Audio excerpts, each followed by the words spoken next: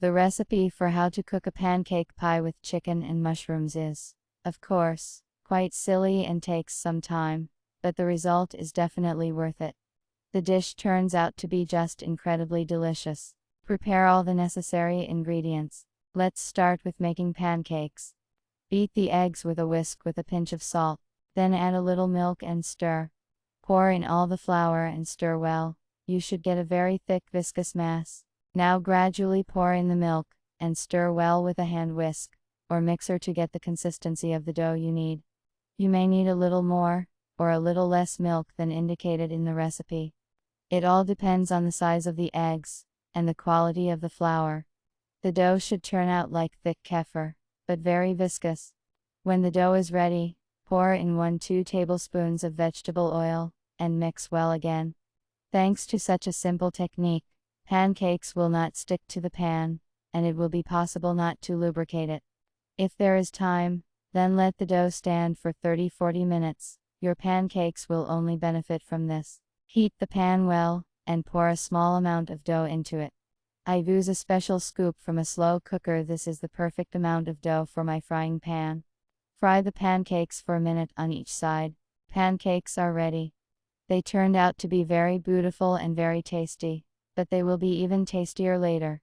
If you only use chicken breast, then just cut it into pieces. If, like me, you also use meat on the bone, then separate it from the bone, and then cut it into pieces. Fry the chicken until cooked in a frying pan, with a small amount of vegetable oil. You can salt now, but it's better to salt the whole filling together a little later. Transfer the finished breast to a plate. In the pan, where the chicken has just been fried, fry the mushrooms cut into pieces until tender, then transfer them to the meat. In the same pan, fry the finely chopped onion until golden brown. Mix together the fried chicken, mushrooms and onions. Add salt, if you haven't salted before, pepper, chopped garlic, clove.